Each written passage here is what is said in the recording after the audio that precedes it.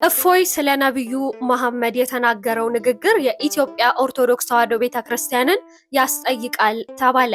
ውድ የቻናላችን ቤተሰቦች እንግዲህ ከሰሞኑ እጅግ በጣም በርካታ ነገሮችን በሶሻል ሚዲያዎች ላይ ስንመለከት ቆይተናል። እፎይ እንግዲህ ከእስልምና እምነት ተከታዮች ጋር እጅግ በጣም የጠነከረ ክርክር ውስጥ እንደገባ ስንመለከት ቆይተን ነበረ። በዚያ መሀልም ስለ ነብዩ መሐመድ የተናገራቸው በርካታ ነገሮች አሉ። እኒህ ንግግሮች እንግዲህ የእስልምና እምነት ተከታዮችን እጅግ እንዳስከፉና የኢትዮጵያ ኦርቶዶክስ ተዋሕዶ ቤተክርስቲያን ደግሞ ለዚህ ተጠያቂ እንደምትሆን በርካታ መረጃዎች እየወጡ ይገኛሉ። ይህ ጉዳይ ምንድን ነው? በሰፊው የምታደምጡት ነው የሚሆነው።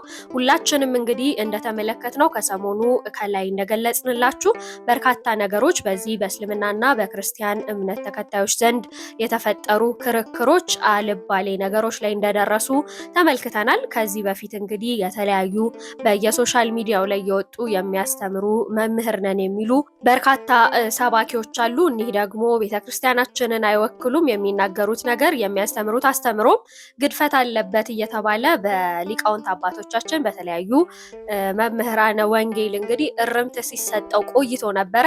ወንድማችን አኬም ለ15 ቀን ያህል ራሱን ከሶሻል ሚዲያ እንዳገለለ የምናስታውሰው ጉዳይ ነው። ይህም ደግሞ በሰጠው አስተምሮ ምክንያት የተሳሳተ አስተምሮ ሰጥተሃል በሚል በተፈጠሩ ውዝግቦች ምክንያት እንግዲህ አኬ ለ15 ቀን ያህል ከሶሻል ሚዲያው ራሱን አግልሎ እንደነበረ የምናስታውሰው ነገር ነው። እንደ አኬ ያሉ በርካታ እንግዲህ በሶሻል ሚዲያው በተለይ ደግሞ በቲክቶክ ማለት ነው ላይቭ ላይ በመቀመጥ በርካታ ነፍሳትን የኢትዮጵያ ኦርቶዶክስ ተዋሕዶ ቤተክርስቲያን የመለሱ አኬን የመሰሉ በርካታ በየቲክቶኩ የሚያስተምሩ በርካታ ያሉ ወንድሞቻችን እንዳሉ ብዙዎቻችን እናውቃለን። ከዚያ መሀል ደግሞ እፎይ አንዱ ነው። እንግዲህ እፎይ በአሁኑ ሰዓት እጅግ በጣም እየተከሰሰ ነው ያለው። መከሰስ ብቻ አይደለም ይገደል የሚሉ የተለያዩ ነገሮችም እየተሰሙ ነው ያሉት ከእስልምና እምነት ተከታዮች ወንድሞቻችን ጋር ባደረገው ክርክር የተነሳ ነው። እንግዲህ ነብዩ መሐመድን የማይሆን ነገር የማይሆን ንግግር ተናግረሃል በማለት ነው ለዚህ ሁላ ደረጃ እየተዳረሰ ያለው ማለት ነው። ሁሉም የራሱን ሀሳብ አስተያየት እየሰጠ ይገኛል በዚሁ ጉዳይ። ኮሜዲያን እሸቱ ደግሞ በዚሁ ከሰሞኑ በወጣው መረጃ በተሰማው ጉዳይ የተነሳ የራሱን ሀሳብ አስተያየት ሰጥቶ ነበረ። ኮሜዲያን እሸቱ መለሰ እንግዲህ የተናገረው ንግግር ባጭሩ በየቲክቶኩ በየማህበራዊ ሚዲያው እየወጡ እናስተምራለን የሚሉ የኢትዮጵያ ኦርቶዶክስ ተዋሕዶ ቤተክርስቲያን እውቅና ያልሰጠቻቸው ማንም የማያውቃቸው ክህነት የሌላቸው በርካታ የቲክቶክ መምህራን የቲክቶክ ሰባኪያን አሉ። እነዚህ ሰባኪያን ናቸው ጸብ ውስጥ እንድንገባ የሚያረጉን እንጂ ምንም የሚያጣላን ነገር የለም። እነዚህ ሰባኪያን ናቸው ምንም አይነት እውቅና የሌላቸው ክህነት የሌላቸው ናቸው እየወጡ በየሶሻል ሚዲያው የማይገባ ነገር የማይሆን ነገር እየተናገሩ ያሉት ብሎ በርካታ በሶሻል ሚዲያ የሚያስተምሩ ወንድሞቻችንን እነ እፎይን አኬን የተለያዩ ወንድሞቻችንን ተናግሯል ማለት ነው። ይህ ንግግሩ በርካቶችን አስደንግጧል፣ በርካቶችንም አስቆጥቷል ማለት ነው። የተለያየ ሀሳብ እየተሰጠ ይገኛል። ለኮሜዲያን እሸቱ መለሰ ማሽቃበጥ ነው ወይስ እውነት ስለ ሃይማኖትህ ቆመህ ነው ምንድን ነው እያሉ የተለያዩ ሰዎች ሀሳብ አስተያየታቸውን እየገለጹ ይገኛሉ። ይህንንም ጉዳይ የምታደምጡት ይሆናል። እናንተስ በዚሁ ጉዳይ ምን ትላላችሁ? ሀሳብ አስተያየታችሁን አጋሩን። እንግዲህ በእፎይ ጉዳይ የኢትዮጵያ ኦርቶዶክስ ተዋሕዶ ቤተክርስቲያን ትጠየቃለች ተብሏል። ይህ የተባለበት ምክንያት ምንድን ነው የሚለውንና ከላይ የገለጽንላችሁ መረጃዎች በሰፊው ታደምጣላችሁ። በኢትዮጵያ የሃይማኖት ተቋማት ጉባኤ ደግሞ በዚሁ በእፎይ ምክንያት ማለት ነው እፎይ ነብዩ መሐመድን ተናግሯል፣ ተሳድቧል በሚለው ምክንያት በኢትዮጵያ የሃይማኖት ተቋማት ጉባኤ የተሰጠ መግለጫ አለ።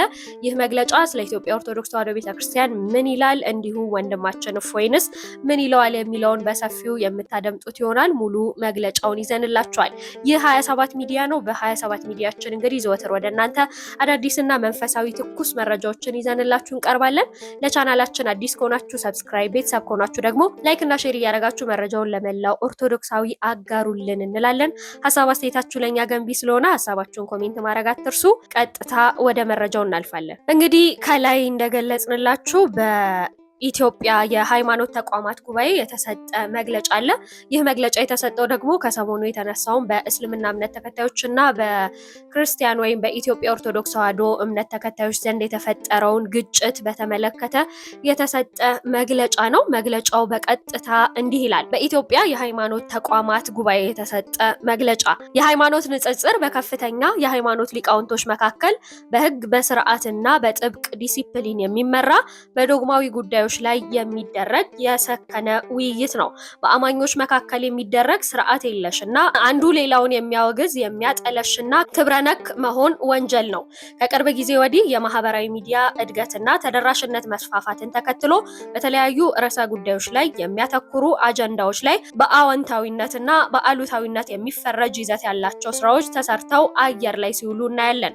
እያንዳንዳቸው ደግሞ የራሳቸውን የማህበራዊ ሚዲያ መድረክ በመክፈት የተለያዩ ግለሰቦችን ወደ መድረካቸው በመጋበዝ በተለያዩ አጀንዳዎች ላይ በደጋፊነትና በነቃፊነት ላይ ተሳትፈው የጦፈ ክርክር ሲያደርጉም እንመለከታለን። ዘርፉና የመገናኛ መድረኩ የራሱ የሆነ አጠቃቀም መመሪያ ያለውና በጥብቅ ዲሲፕሊን እንዲመራ የሚጠበቅ ቢሆንም የአንዳንድ ግለሰቦችና መድረኮች ከዓላማው ውጪ ስለሆነና ለግልና ቡድናዊ ፍላጎቶች መጠቀሚያ በማድረግ በተለያዩ ሃይማኖት ወይም እምነት ተከታዮች መካከል መተማመኑና መከባበሩን የሚሸረሽሩ ይዘቶች ክብረ ነካዊ በሆነ አቀራረብ ግልጽ ጥላቻን የመስበክ ልምምድ ከጊዜ ወደ ጊዜ እየተባባሰ ይገኛል። ይህ አይነት አቀራረብና ልምምድ አልፎ አልፎ በአንዳንድ የሃይማኖት ተቋማት ውስጥ በመደበኛ የአምልኮ መርሃ ግብር ላይ በፊት ለፊት መድረኮች ሲቀርቡ አይተናል። ልምምዱና አቀራረቡ ከወዲሁ ሊታረምና በሕግ ስርዓት ሊከወን እንደሚገባ ጉባኤያችን በጽኑ ያምናል። ከዚህ አንጻር ከሰሞኑ የሁለት ታላላቅ ሃይማኖቶች የተቀደሰ የጾም የጸሎትና በከፍተኛ ደረጃ የመንፈሳዊ እነጻ ላይ በሚገኙበት ጊዜ ከመንፈሳዊነትና ከሃይማኖቶች መሰረታዊ እሴት ጋር የሚቃረን ተግባር በማህበራዊ ሚዲያ በስፋት እየተሰራጨ ይገኛል። በተለይም አንዳንድ የኦርቶዶክስ ክርስትና አማኝ ነን የሚሉ ግለሰቦች የእስልምና ሃይማኖት ነብይ በሆኑት ነብዩ መሐመድ የአላህ እዝነትና ሰላም በእሳቸው ላይ ይሁንና ድፍረት የተሞላበት ክብረ ነክና ጸያፍ ንግግር ሲያደርጉ ታይተዋል። ይህም ሙስሊሙን ወገን ብቻ ሳይሆን ሰላም ወዳዱን ወገን አሳዝኗል።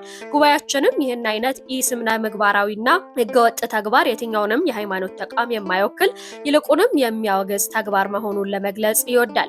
ከዚሁ ጋር በተያያዘ አንዳንድ የኦርቶዶክስ አማኝ ነን የሚሉ ወንድሞችና እህቶች የግለሰቡን ህገወጥ ተግባር ተቋማዊ ለማድረግ የሚያደርጉትን እንቅስቃሴ እንዲያጤኑና ግለሰቡንና ተቋሙን እንዲለዩም እንመክራለን።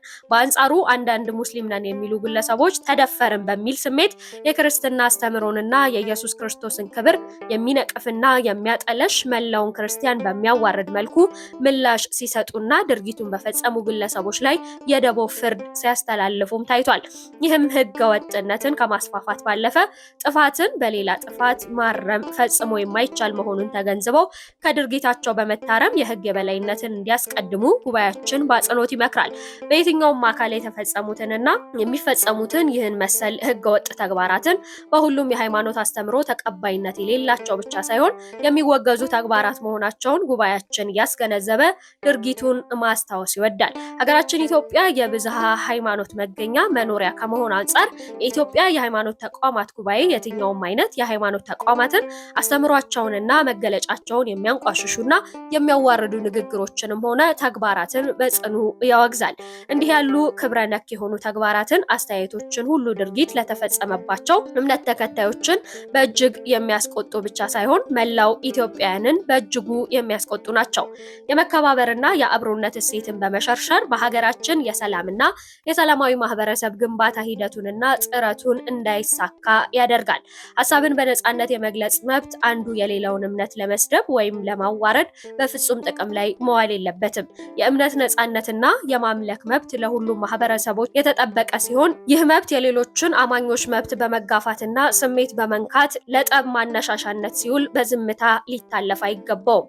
ይህን ከባድ ጥፋት በዘላቂነት እንዲታረም የሚመለከታቸው አካላት አግባብነት ባላቸው ህጎች መሰረት ይህንንና ተመሳሳይ ተግባር በፈጸሙና በሚፈጽሙ አካላት ላይ አፋጣኝ ህጋዊ እርምጃ እንዲወስዱ እንጠይቃለን። እናውቃለን። ለእንደዚህ አይነት ወንጀሎች ተጠያቂነት ማረጋገጥ ለወደፊት የሃይማኖትን ስም ማጥፋት ለመከላከልና የሁሉም እምነት ተከታዮች ክብርን ለመጠበቅና ለማስጠበቅ በእጅጉ ይረዳል። በተጨማሪም የሃይማኖት መሪዎች፣ የሃይማኖት ምሁራንና መላ ህብረተሰቡ በሃይማኖቶች መካከል መከባበር፣ መግባባትና መረዳዳት ይበልጥ ሊያጠናክሩ በሚያስችሉ የጋራና የተመረጡ አጀንዳዎች ላይ በህግ በስርዓትና በጥብቅ ዲሲፕሊን የሚመሩና ግልጽ ዓላማና ግብ የተቀመጠላቸው ውይይቶችን፣ ምክክሮችን በተጠናከረ መልኩ በማከናወን በሃይማኖቶች መካከል ትብብራቸውንና አጋርነታቸውን እንደሚያጠናክሩም ይጠበቃል። በቅርቡ ጉባኤያችን ወቅታዊ ሀገራዊ ሁኔታዎችን በመዳሰስና በመተንተን ሀገራዊ አውድንና ተግዳሮቶችን ታሳቢ በማድረግ እንዲሁም ተቋሙ ብቁና ተወዳዳሪ እንደሆን ለማስቻል የመተዳደሪያ ደንብ አሻሽሏል። የተሻሻለው ደንብም በተቋማት መካከል አለመከባበርን፣ አለመቻቻልን የሚሰብኩ ጥላቻን የሚቀሰቅሱና ግጭትን የሚያባብሱ ተንኳሽና ክብረ ነክ ንግግሮችንና ተግባራትን የሚፈጽሙ ግለሰቦችን፣ ቡድኖችን በራሳቸው ተቋማት ተጠያቂ የሚያደርግ ስርዓት እንዲኖር የሚያደርግ ድንጋጌ በደንቡ ላይ እንዲካተት ተደርጓል። የችግሩ ስፋትና ጥልቀት እየጨመረ ከመምጣቱም ጋር ተያይዞ ችግሩን በዘላቂነት ለመፍታትም ከአባል የሃይማኖት ተቋማት የሚወከሉ የህግና አግባብነት ያላቸው ባለሙያዎች የሚካተቱበት የተከታታይ ግብረ ኃይል አደረጃጀት በጊዜያዊነትና በቋሚነት በማደራጀት የቅድመ መከላከል ስራዎችን ለመስራት ተዘጋጅቷል። ግብረ ኃይሉም ችግሮቹንና የችግር አዝማሚያዎችን በማሰባሰብ በመተንተንና የመፍትሄ ሀሳቦችን በመስጠት ሙያዊ እገዛ በማድረግ ህግና ህጋዊነትን የማስጠበቅ ስራ በመስራት የሀገር ሰላምንና የሃይማኖት ተቋማትን ክብርና ልዕልናን የማስጠበቅ ኃላፊነት ይወጣል። የሁለቱም እምነት ተከታዮችና አማኞች በማህበራዊ ሚዲያ ባለው አሉታዊ ዘመቻና በተፈጠረው ወቅታዊ ችግር ሳይረበሹ የጾም፣ የጸሎትና የንስሐና ተግባሮቻቸው ላይ እንዲያተኩሩ ጉባኤያችን ይመክራል። የህግ አስከባሪ አክሎም በአማኞች መካከል ያለው ሰላምና መከባበር የሚያውኩ ህገወጥ ግለሰቦችና ቡድኖች ከድርጊታቸው እንዲታረሙ በማድረግ ህግና ስርዓት የማስጠበቅ የተለመደ ህጋዊ ኃላፊነት እንዲወጣ ጉባኤያችን ጥሪውን ያቀርባል። በመጨረሻም ሁላችንም የሃይማኖት ተቋሞችንና አስተምህሮችንን ክብረ ልዕልና ቅድስናን እንጠብቅ በማለት ጉባኤያችን አደራ መልእክቱንና ጥሪውን ያቀርባል በማለት ይጠናቀቃል። እንግዲህ ውድ የቻናላችን ቤተሰቦች ይህ ያነበብንላችሁ መግለጫ በኢትዮጵያ የሃይማኖት ተቋማት ጉባኤ የተሰጠ መግለጫ ነው ማለት ነው። ይህም ጉባኤ የተሰጠበት ምክንያት ደግሞ የኢትዮጵያ ኦርቶዶክስ ተዋሕዶ ቤተክርስቲያን የክርስትና እምነት ተከታዮችና የእስልምና እምነት ተከታዮች መካከል በተደረገ ክርክር በእፎይና በሙስሊም ወንድሞቻችን መካከል በተደረገ ክርክር የተነሳ የተፈጠረው ግጭት ላይ የተሰጠ መግለጫ ነው ማለት ነው። በዚህ የተነሳ በርካቶች እንግዲህ ሀሳብ አስተያየታቸውን እየሰጡ ይገኛሉ። እናንተስ በዚሁ ጉዳይ ምን ትላላችሁ? ሀሳባችሁን በኮሜንት አጋሩን እንላለን። ይህ 27 ሚዲያ ነው። በ27 ሚዲያችን እንግዲህ እንደነገርናችሁ አዳዲስ ሰበር ትኩስ መንፈሳዊ መረጃዎች ወደ እናንተ ውድ የቻናላችን ቤተሰቦች ይቀርባሉ።